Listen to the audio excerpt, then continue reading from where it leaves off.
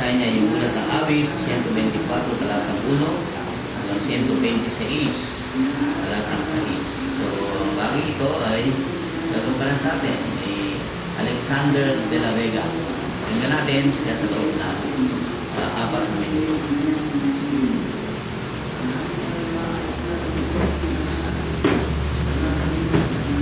Si Jehovah ay hindi kumain sa aminin ng Israel. Kung si Jehovah ay hindi kumain sa ang mga tao ay pumapagatan sa langin sana nila tayo buwan. Nagiginigas ang kanilang galit laban sa atin. Pinangay na sana tayo ng tubig. Pinaan na sana ang malakas na agos ng ating kaluluwa. Pinaan na sana ang ating kaluluwa sa tubig ng kapangamisan. Palahin mo nga si Jehovah at hindi nagbigay sa atin bilang hindi ng kanilang mga ang ating kaluluwa ay pilo ng hindi makatakas mula sa bitag ng mga nagpapaan. Ang bitag na siya at tayo ay nakatakas. Tungkol sa atin inyas, nasa pangalan ni Jehovah, ang milikha ng langit at lupa. Hindi ako magkakawala kay Jehovah. Ay tulad ng produksyon, hindi makikilos kundi kumatahan ng mas tamang malang. Ang Jerusalem, paano makakalimutan ito ng mga gayon, nailiputan ni Jehovah ang kanilang mga tayo.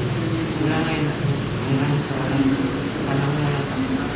Pagkat ang sentro ng balakutan ay nananatili sa takdang lahari ng mga upang iunat ng mga tuwid ang kanilang kamisaan ng paggawa ng sama. Paggawa mo naman ng mabuti. O Jehovah, ang mabuti. Iyaw ng mga matuwid ang kanilang mga puso. Kung tungkol sa mga mabali sa kanila, mga libong-daan, kaalisin sila ni Jehovah na sa gawa ng bagay na nakakasakit. Nagkaroon ng kapayapaan sa Israel. Nang mulang tipunin ni Jehovah ang mga tulian sa Sion, tayo ay naging tulad niya ang mga nananaginip. Nang panahon iyon, ay napuno ng pagtawag at ang ating ibig. At nang iyaw, ay pagalakan ang ating ibig. Nang panahon iyon, sinabi nila sa gitna ng mga bansa, si Jehovah ay gumawa ng dakilang bagay na ginawa niya sa kanila. Si Jehovah ay gumawa ng dakilang bagay na ginawa niya sa atin. Tayo ay nagalak. Kunin mo muli o ang pagkat ng mga kapila.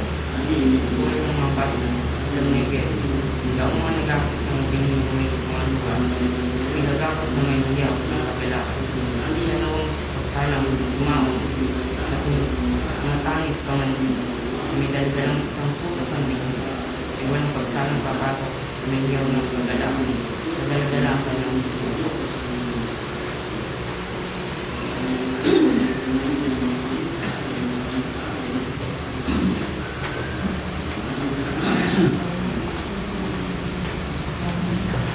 Okay, maraming salamat sa iyo, Alex de Vega, no, sa iyong mahusay na pagbasa. Mahusay yung pagbasa kasi nakita ko sa iyong katangian, ano, na yung pag-grupo-grupo ng mga salita pag ikaw ay nagbabasa. No, mahalaga yung pag-grupo ng mga salita para maunawaan yung iyong pinasa. Kasi kapag yung mali pag-grupo mo, hindi maintindihan ng audience kung ano yung binabasa. No? Pero yun ay nakita sa iyo, sa iyong pagbabasa. Kaya naging kauna-unawa yung pagbabasa habang sumusundan na iyong mga tagapakinig. No? Kaya sa ganung punto, o sa iyong pagbabasa, Alexander de la Vega. Maraming salamat sa iyo.